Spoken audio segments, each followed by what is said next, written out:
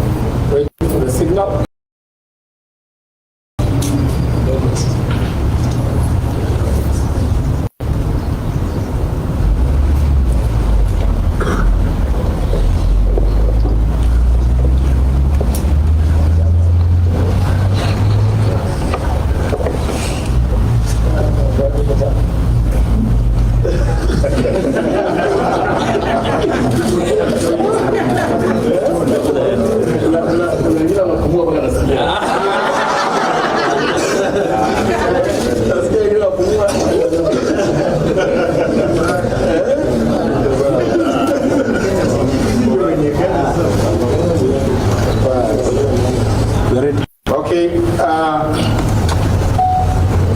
ladies and gentlemen, over the past few weeks, a series of unfortunate events surrounding the ruling party, the United Democrats, come back with a more thought out position that is sober and devoid of emotion, bitterness, and vendetta. It is for that reason that I called for a media briefing at this time for the purpose of setting the record straight, especially regarding my supposed removal as Secretary General of the UDA and my next course of action following the aforementioned events. This is also in acknowledgement that my continued silence over such grave occurrences continues to cause unnecessary confusion and anxiety among my supporters and the UDA party members, while it could also be wrongfully construed as an admission of guilt. In this regard, ladies and gentlemen, I wish to state as follows.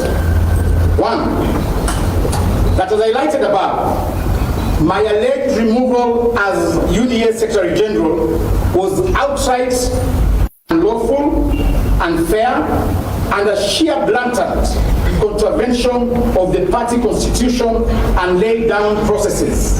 Sadly, this coup was plotted and executed by senior party officials who are otherwise expected to protect and uphold the same constitution. Neither were any charges preferred against me in public or private to warrant and justify my removal, nor was I given an opportunity to defend myself as required by law and the rules of natural justice. I was convicted and sentenced without trial because my aggressors had nothing against me, to the extent that none of them could sign and date the statement that purportedly communicated my ouster.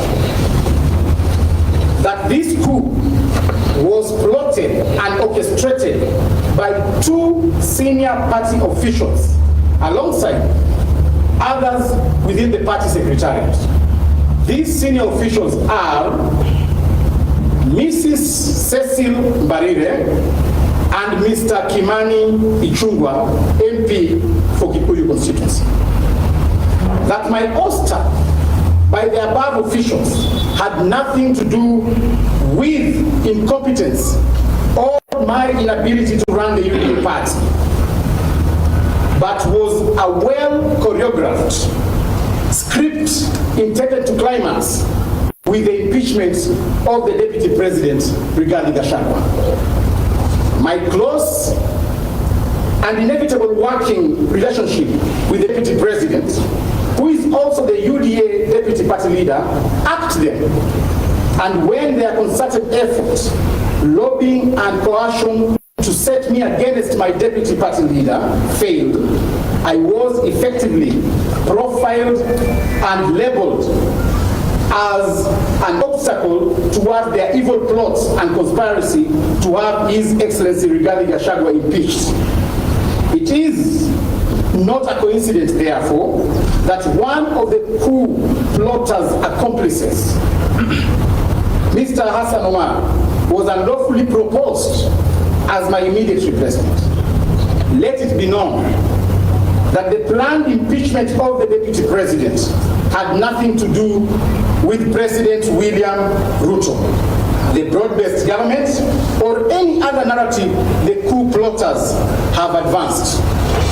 The impeachment had everything to do with egocentric 2027-2032 politics, the Mount Kenya region, and was instigated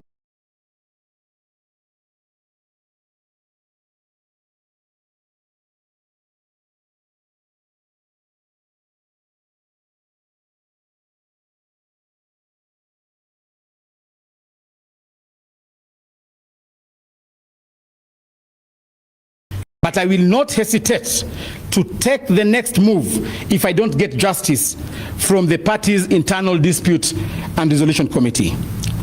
For the purpose of clarity, the matter before the political parties dispute tribunal, which I filed immediately after my supposed ouster, is for the sake of obtaining orders to stop the process of my replacement by the UDA party and the registrar of political parties until my substantive issues are fully heard and determined by the internal party organ responsible for disputes, that is IDRC.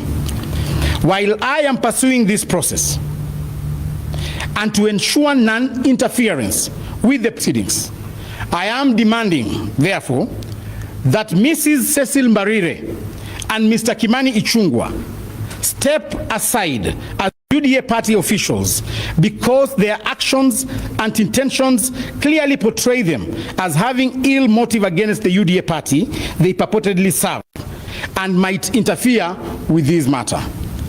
I make the assurance that by the time I am done presenting all the remaining 17 issues before the IDRC, Mrs. Cecil Mbarire and Mr. Ichung'wah and their accomplices, who shall be known soon, will have no moral or political standing to hold any position, whether at the party or in public service.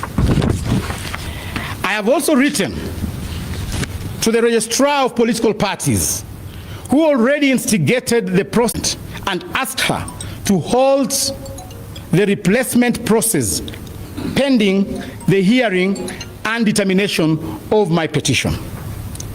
This matter also attracted the attention of the UDA members who are here with me today, who I am informed also have written to the same registrar